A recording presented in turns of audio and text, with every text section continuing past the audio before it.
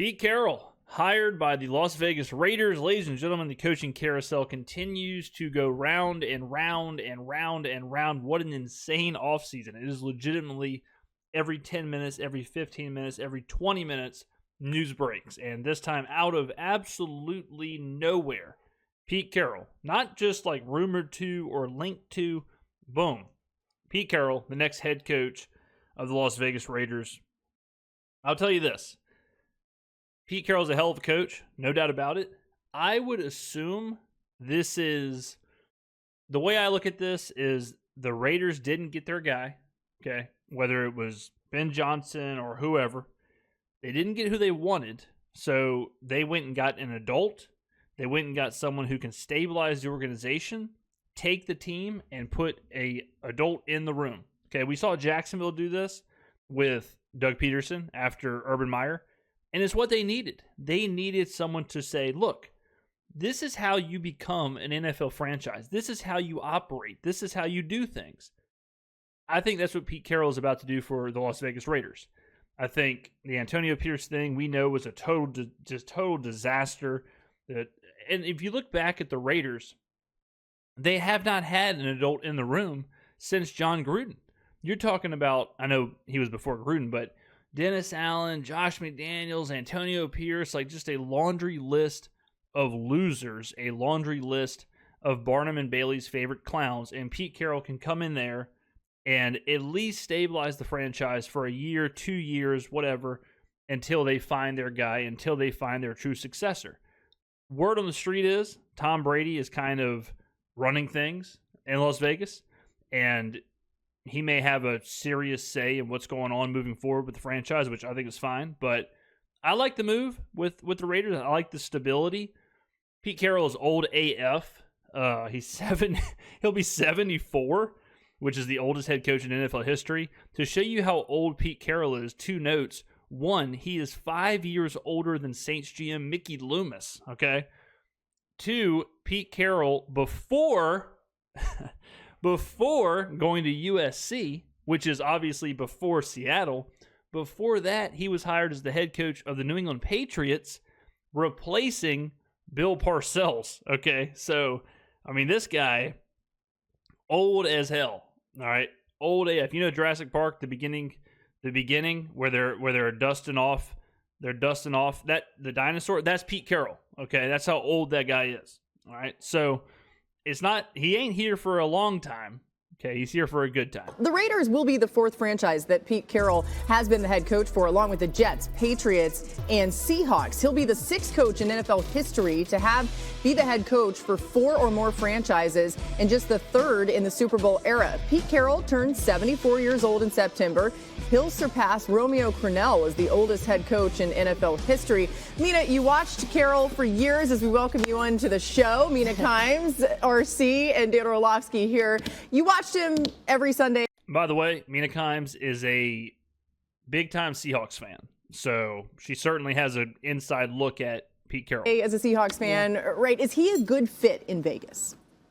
I think so. You know, as we've talked about these coaching hires, one thing I always say is, well, we don't know how he's going to be as a leader, as a CEO. Can he run the organization? We know that with Pete Carroll. Yeah. I mean, the man has literally written books on leadership. He is a culture guy. He's a player's coach, so that's not a question mark. But I also think he addresses or satisfies some of the things that the Raiders in particular need. Number one, he has proven that he can build an environment and offense around a young quarterback, even if they were to bring in Russell Wilson as a bridge.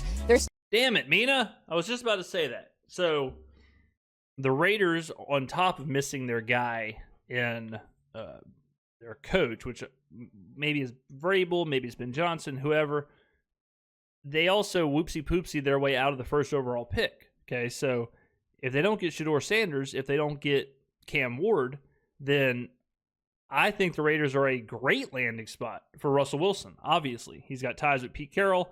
Russell Wilson seemingly they're moving on from him in Pittsburgh.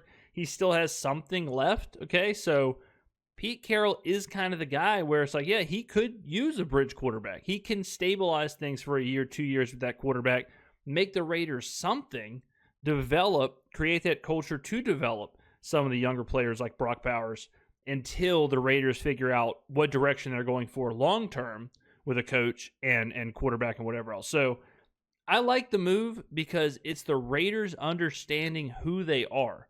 And Mina put this perfectly, and I talk about it all the time with these coordinators. We know Joe Brady can call a good game with Josh Allen at quarterback. We know Kellen Moore can get the most out of the Eagles offense. We don't know how they can handle a locker room. We don't know how they can build a roster. We don't know how they're going to approach the draft or logistics for practice or travel or any of that stuff. That is what a head coach does. All right, Bobby Slowick just got fired in Houston. Not even 12 months ago, Bobby Slowick was one of the top 2 coordinators in the NFL and one of the biggest names being tossed around for head coaching jobs. A year later, his ass is grass. He's canned, okay, as a coordinator. So it is not as easy as people make it think, or people think it is, to just say good coordinator equals good head coach. There's a lot of intangibles, and Pete Carroll has those intangibles. Pete Carroll, there is no doubt about it. He can do the man management. He can do the roster building. He can do the locker room, the culture, the travel, the practice, the infrastructure. No doubt about it. So for a team like the Raiders that needs that, fantastic. Still going to be a young quarterback in the building, either this year or at some point. And the other thing is fixing the pass defense. I mean, Pete Carroll is a genius when it comes to coaching DBs. We saw that in Seattle. Even when the defense struggled, he was still trying different things schematically. So I think his mind in terms of addressing that defense, which is sorely needed in Las Vegas, will also be very helpful. Mina, what did you think about the Russell Wilson suggestion that Jeremy made? Yeah, you know, as a bridge quarterback on a reasonable deal, I think it could make some sense. I still think that they need to pursue a young quarterback. Doesn't have to be in the first round, but I wouldn't be surprised if it's under consideration for the reasons that Jeremy outlined. All right, we'll keep an eye on that. And plenty. When a franchise, like, this is why I like, or why I said I like that the Raiders know who they are. When you're a franchise like the Raiders and your roster isn't that strong, you got some decent pieces, some are younger, some are older, you have a high draft pick, a lot of teams want to just like propel themselves into playoff contention and Super Bowl, things like that.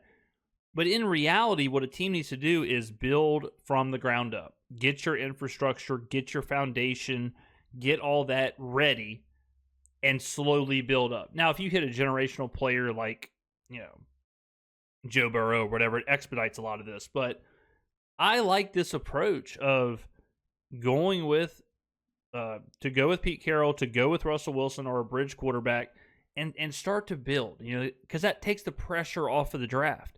If you get Pete Carroll and Russell Wilson in the building, all of a sudden your first round pick, it's not all in on risking it or reaching for a quarterback. All of a sudden, you don't have to reach for Jackson Dart. You don't have to reach for Jalen Milroe or whoever ends up being, you know, quarterback number 3. You can sit back and say, you know what? Let's just take best player available. You know what? Let's take a position of need. You know what? Let's take Ted McMillan, or let's take Ashton Genty. Let's build. You know, let's go with Genty and get some other pieces here. Okay, then next year we can look at getting a young quarterback, or possibly the next year. Like, that's how I think more teams need to operate, instead of just, it seems like a lot of fans want to tank. They constantly want to, like, tank, hit number 1 overall quarterback, go up. Tank, hit number 1 overall quarterback, go up. And that really never happens. Like, really what happens is you build this team, you build this roster, you fill in pieces when you have to, and you hope to catch lightning in a bottle with a great player, or a player who develops into a great player, however it ends up being. Like Lamar Jackson, obviously, is like, you get him in the building, he develops into a generational player, right? He's not a first overall pick. Other players like Joe Burrow is a first overall pick who immediately is great, develops into greatness. Josh Allen's a good example. Josh Allen, absolutely horrific for the first couple years of his career. Dog water, okay? Bryce Young levels of bad. All of a sudden, he develops into who he is now, and he is dragging that team with him. And it really is not fair either, because the Buffalo Bills do have good infrastructure and good foundation. So for the Raiders, this is not a like long-term 10 years of excellence, back to the glory days, whatever. But for a team that's been as bad as they have been for a while, since Rich Gannon was there, basically, for a team that's been that bad and that just volatile. I mean, you think about all the coaches that have come in and out. You think about all the quarterbacks who have come in and out. You think about some of the off-field stuff they've dealt with. You think about moving from Oakland to Las Vegas. You think about like all of that. Okay, now you step back, take a breath, build. There's somebody who can pilot the ship. There's somebody who can navigate things, even if that same guy is absolutely housing Metamucil on a daily basis. Even if that guy is only going to be a coach for 1, 2, 3 years, that's still much needed. So good stuff for the Raiders. I know I have a lot of viewers who are Raiders fans, and so I try and cover the Raiders a little bit. But overall, I think this is a step in the right direction. I would be thrilled. If I was a Raiders fan right now. So good stuff from Las Vegas. Congratulations. Get on downtown to Circa. Get you a celebratory martini down at Barry's. And tell Jeff Benson that James sent you. All right, ladies and gentlemen, thank you very much for watching. I will see you in the next video.